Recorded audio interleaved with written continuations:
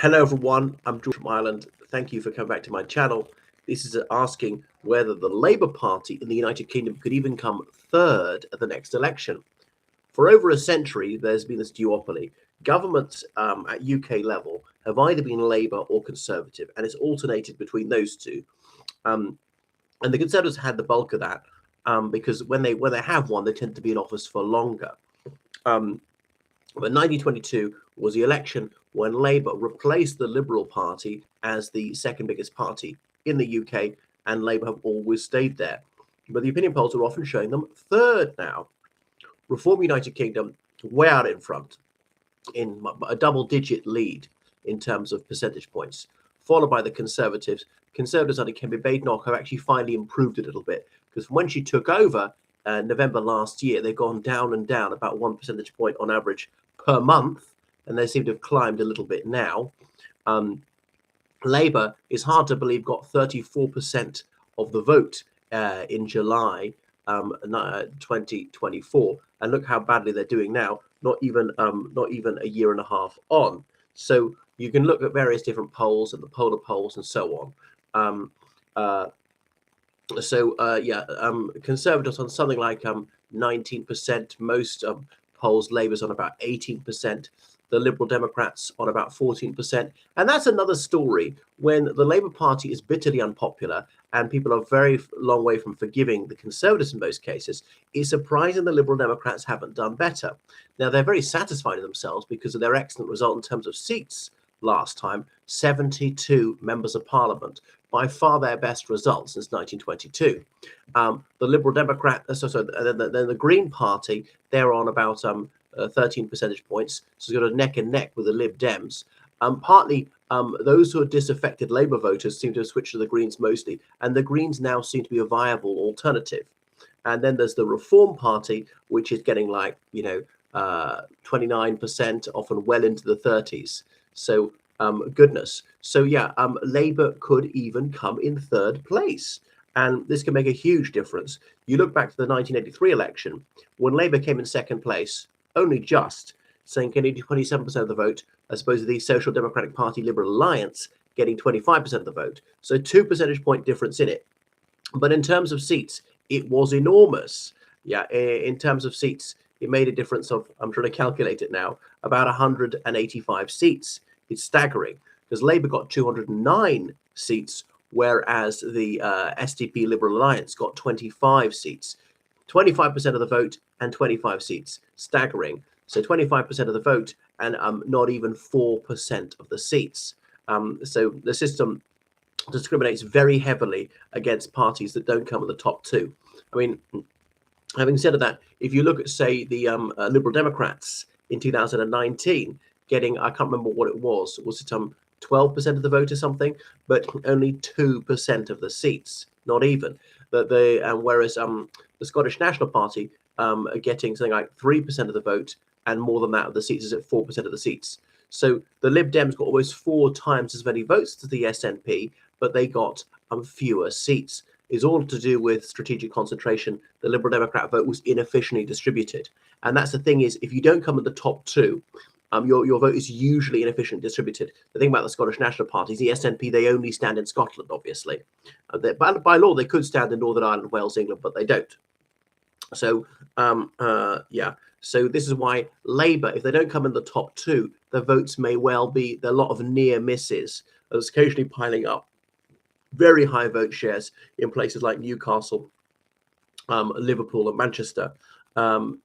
So Reform UK, are they going to run away with it?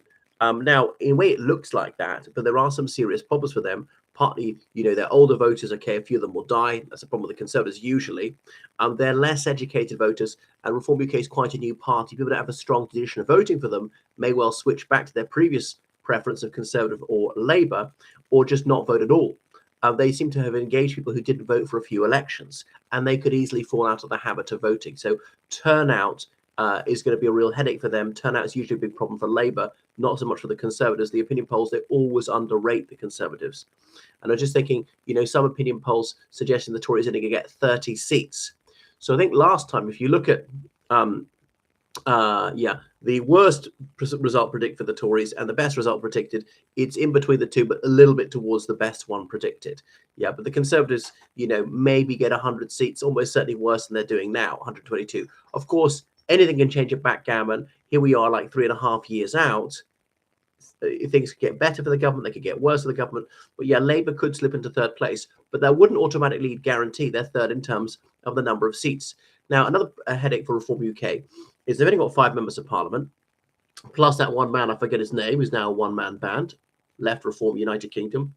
They came second in 98 constituencies. So let's assume they win all those 98. Well, 98 plus 5, that's 103. To form a majority in the House of Commons, you need 326. So they would have to win a lot of places where they're third. And to go from third place to first is difficult. It happens, but it's quite unusual. So they would have to go from third place to first in 223 seats. And it's very, very difficult to see that happening. Even if they missed kind of narrowly, won about 200 of them, they're still well short of that 326 constituencies. So they've got a lot of impetus. Can they sustain this head of steam to carry them over the line in 2028 or possibly 2029?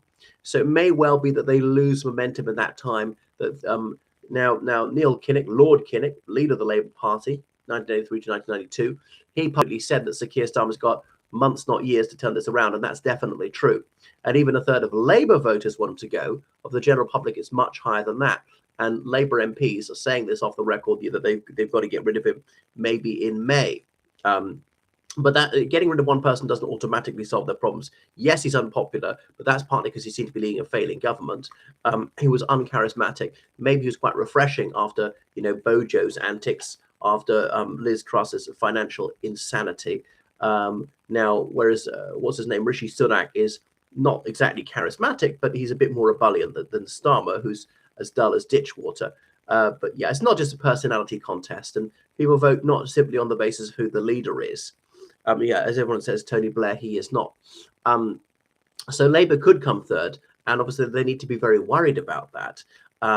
Yeah, so this is looking like their worst results since 1935. I mean, a worse share of the vote than 1935, but that was the national government when the Conservatives were in coalition with the National Liberals and even National Labour, and where so the Conservatives were united, and whether it be a Conservative candidate or constituency or not, or National Labour or National Liberal, all agreed to support the government. The so-called national government MPs, 9 out of 10 of whom were Conservatives, but theoretically it was a coalition. There's a handful of Labour and Liberal people in it.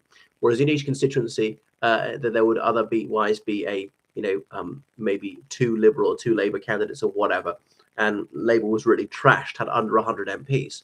But yeah, so I think Labour is obviously in very big trouble, failing to deliver. They've got a serious threat on the left, the Greens, which they never stood before. Even those pro-Palestine MPs are a threat to them locally, losing some seats in Ilford or Birmingham Yardley, possibly the Workers' Party of Britain.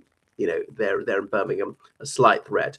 The good news for Labour is Reform UK, sorry, not Reform UK, your party, led by Comrade Corbyn, is really not getting off the ground. I mean, they'll have candidates, but they probably won't take more than 1% of the vote.